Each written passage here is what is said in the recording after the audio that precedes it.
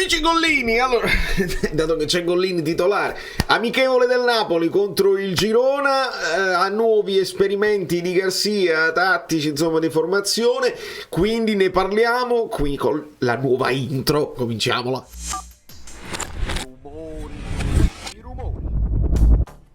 Mi sono voluto che vi ringrazio che vi è piaciuta, avete capito il mio intento con la nuova intro, ma qua non c'è più nessuno perché devo ricordarmi mo di fare così, perché ci deve essere più pulito qua, così. Benvenuto LDS65, ma devo anche salutare Mario, il figlio di Luigi, un nuovo abbonato che si era abbonato, non mi era comparso qui, quindi un saluto affettuoso, grazie a tutti, iscrivetevi al canale perché facciamo gli approfondimenti, abbiamo aspettato la formazione del Napoli, appena è uscita, grazie agli abbonati. Lasciate like che siamo sul pezzo. Con un Ambrabam tattico ci spostiamo a vedere questa formazione, perché così l'ha scritta il Napoli e così è scesa in campo all'inizio. Segnaliamo JJ capitano per questa amichevole, che in caso di pareggio finisce, non lo so ancora il risultato finale perché io faccio prima il primo tempo e poi dopo, finisce ai rigori, quindi potrebbe essere una cosa interessante. La formazione è effettivamente questa. Avevo dei dubbi perché siamo pieni zeppi di potenziali esterni e poca roba a centrocampo, ma in effetti il Napoli è sceso in campo con questo 4-4-2 puro, si può dire puro, con Obaredin, perché poteva essere un 5, una difesa a 5, no? Poteva essere così, ma Obaredin fa decisamente il terzino, quindi continua l'adattamento di Obaredin terzino perché continua l'infortunio di Mario Rui. Zedadka parte qui esterno destro, Elmas e Folonuscio. Elmas si occupa della regia a tutti gli effetti, è un po' più basso nonostante ci fanno sapere dallo scopone scientifico, Soccherone, mio eroe, grazie che sei l'eroe di tutti i tifosi all'estero, lo scopone scientifico ci fa sapere che Elmas in realtà Garcia lo voleva più avanti, lo voleva sotto le punte, ma Elmas si prende questa perché lui è quello più duttile rispetto a un Folonuscio che ha più vocazione offensiva, ricordiamocela questa cosa. Zerbin qui sulla sinistra e Lozano e Simeone che si alternano un pochino, uno va avanti, uno va indietro, Simeone viene incontro, Lozano gli gira intorno, insomma lo abbiamo visto un inizio anche interessante di Lozano cercare gli spazi, motivatissimo. Ricordiamo, e questa informazione la danno per primi Paolo Del Genio e Matrone, insomma, perché io lo dovrei sapere meglio di chiunque altro, il mercato della MLS chiude stasera in America, quindi se si devono pigliare Lozano se lo devono pigliare in queste ore. La vedo difficile, soprattutto vista anche la titolarità di Lozano, potrebbero cambiare gli scenari. Insomma, il Napoli parte con questo 4-4-2, segnaliamo un'iniziativa di Obaredin qua da terzino che va in avanti, un Lozano che tira deviato. Ho scritto seconda punta perché in effetti fa la seconda punta, dopodiché sul susseguente corner un tiro di Simeone parato e poi c'è una pellecchia di Ostigard che è il mio eroe. Ostigard in questo momento è l'eroe di tutti i napoletani, ragazzi, non ve la prendete col ragazzo. Le vibes, no? Qua la formazione mi dà vibes ancelottiane, vedere Lozano punta, insomma il 4-4-2 di Ancelotti, eccetera. Obaredin, Ostigard mi dà sensazioni rachmaniane contro all'epoca che era l'Udinese, il retropassaggio che fuga alle 8, o addirittura se torniamo indietro Aronica con il Torino. Insomma, da questa zona Ostigard riceve palla alla cieca, la dà indietro verso Gollini, ma un loro attaccante intercetta il pallone, 1-0 per il Girona. E questa è bellissima questa notizia perché così tutto a poster, tanto abbiamo Ostigard, va tutto benissimo. Non va tutto benissimo perché questo errore è un episodio e non giudichiamo Ostigard da questo, ma ci deve ricordare che non va tutto benissimo e che serve un difensore centrale, anche perché Ostigard prova qualche lancio fuori misura. Io vi ricordo e ve l'ho detto nel video di ieri, che avete visto in tanti, che una delle cose fondamentali di Kim erano i passaggi precisi, i passaggi, e nell'amichevole del Bayern di Monaco oggi Kim assist vincente, quindi serve un giocatore forte là dietro, ragazzi, serve uno fortissimo. No, va bene così. Di conseguenza, dopo il gol del girone, dopo una ventina di minuti, il Napoli torna a un 4-3-3. Non ascoltate quelli di Sky, lo scopone scientifico, perché a un certo punto hanno fatto un po' di confusione. A tutti gli effetti io l'ho vista così. Loro dicevano Zedatka molto esterno, quasi 4-2-3-1. No, io l'ho visto mezzala. Poi voi mi potete dire quando mai non hai visto niente, pagliaccio.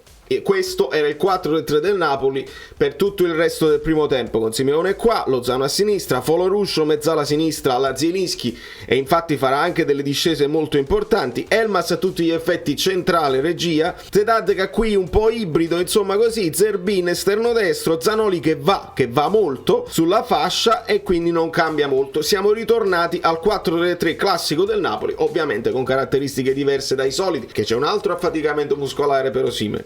Andiamo avanti.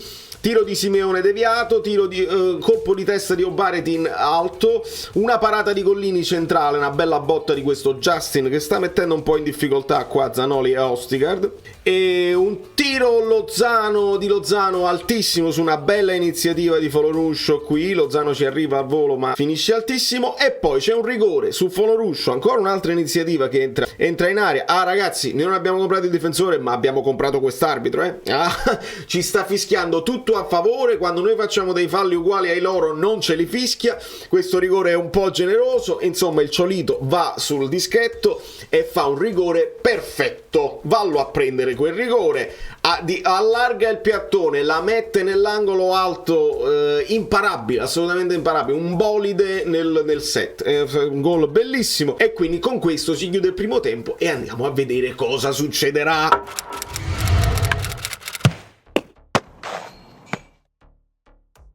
E insomma, amici bellini, si vince, è importantissima la vittoria. Fatemi aggiustare perché Meret era in giallo. Facciamo così e poi molto più. Allora, non interessa. Il secondo tempo comincia con Lobotka in campo. Unica sostituzione, Lobotka al posto di Lozano. Ma non lo so se ci sono indizi di mercato in questa cosa, o se Lozano comunque non ha i 90 minuti, non ce li ha nessuno i 90 minuti probabilmente, e vi devo dire che poi insomma c'è un quarto d'ora ancora con gli altri in campo, semplicemente con Lobotka qua al centro, era spostato Elmas qui e c'era la coppia di esterni, sempre Zerbin Zedatka con Simeone, e non cambiava altro, con Foloruscio mezzala destra. Insomma, varie cose che sono successe. Zerbin fuori, un tiro fuori, Foloruscio si inserisce molto sotto questo punto di vista, Zerbin la tira fuori, poi la coppia Zedatka-Zerbin si mangia un gol, Zerbin piano piano va, gliela dà all'ultimo momento, Zedatka la passa proprio al portiere, mi sono scritto mollo, Simeone fa un allungo e si tocca il polpaccio, un po' di paura per tutti questi, per questa roba muscolare, un po' Simeone, poi Kvara prende una botta al ginocchio, spray, insomma speriamo bene. Dopodiché arrivano i cambi, la vedete la formazione 4-3-3 puro, classico, direi scolastico del Napoli. Resta in campo Juan Jesus e se la fa tutta, entra il capitano, entra Rachmani, Olivero, Lobotka c'era già, Aghissà, Zielinski, Kvara, Raspadori prima punta e Politano. Segnaliamo una parata di Meret, perché qua quello che devo segnalare quando entrano i titolari è una parata di Meret e un non rigore su Kvara che viene toccato leggerissimamente la maglia, uno spunto sulla sinistra, ha fatto vedere delle belle cose tecniche Kvara, sombreri, qualche spunto, il dribbling. Però allarme Kvara secondo me ragazzi è un talento incredibile, è un futuro campione, però è figlio di questa generazione, questi qua se soffi cadono e vogliono il fallo e vogliono la munizione e vogliono la cosa per gli avversari. È un calcio insopportabile e questa è la prova provata che io non lo faccio solo per gli avversari, ma lo faccio anche con i miei. Kvara, alzati da terra e non simulare, te li puoi fumare tutti quanti, alzati, continua a giocare, non ti ha fatto niente, la palla è ancora tua, niente, vai, gioca, facci vedere il pallone. Addirittura proteste di Kvara contro l'arbitro, ha continuato a protestare anche a fine partita perché gli ha tirato un po' la maglietta. Kvara, non ci siamo, ti bolleranno come cascatore se continui così e sarà la fine perché la narrativa, giochi nel Napoli, avvertite Kvara che gioca nel Napoli e gli metteranno una... Sono preoccupatissimo e me la prendo con il ragazzo, dopodiché si va ai rigori, non lo sapeva nemmeno il Girona, non succede nient'altro, insomma pochissima roba, si va ai rigori, non lo sapeva il pubblico, non lo sapeva il Girona, lo sapeva lo scopone scientifico che ci ringraziamo ancora, e il Napoli in questi rigori che non contano nulla li tira anche bene. Il primo Raspadori con finta, insomma la rincorsa che parte dalla destra, poi si allarga poi a sinistra, poi arriva davanti al pallone, si ferma un attimo e poi segna incrociando, tira il Girona, parata di Meret sul suo lato sinistro, Anghissà, rincorsa un po' più corta, rigore segnato centrale a mezza altezza, il rigore del Girona susseguente altissimo sopra la traversa, Zielinski forte a incrociare, angolato di destro alla grande, e poi c'è il gol del Girona, dopodiché errore per Politano, viene deviato il pallone poi sul palo e poi ancora una parata di Meret, quindi Meret sugli scudi, se vogliamo dirla così, il resto dei rigoristi, bene, è stato un allenamento per i rigori.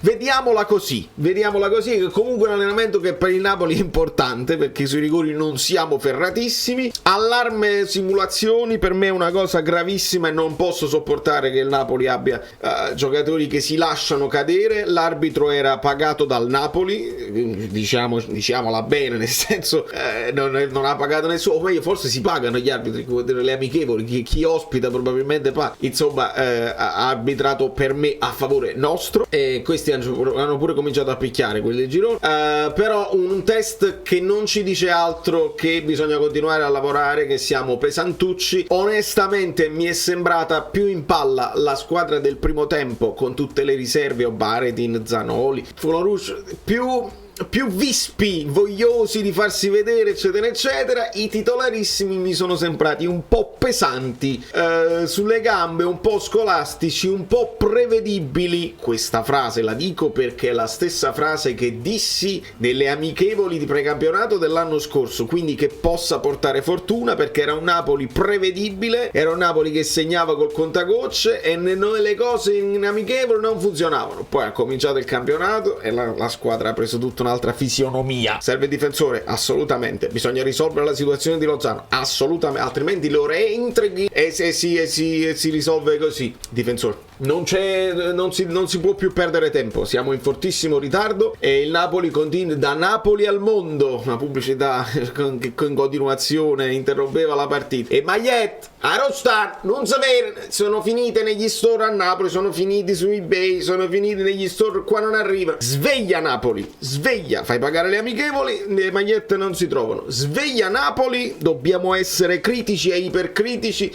il credito si dà, la coerenza ci deve continuare. Però essere critici e ipercritici li fa riflettere. Se diciamo che va tutto bene si ammosciano tutti. Vai. Già dice da Valerio Fluido, New York è tutta una serie di cose, se no poi mi scordi. Iscrivetevi al canale, vi siete dimenticati like, dai.